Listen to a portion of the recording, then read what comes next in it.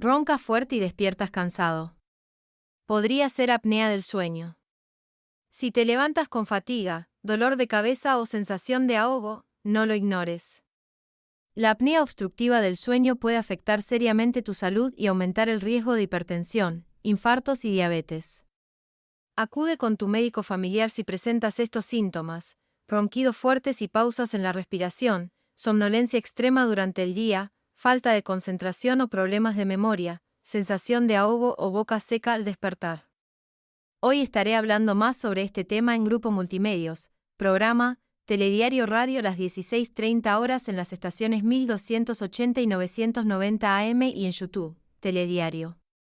Sintoniza y descubre cómo mejorar tu descanso y proteger tu salud.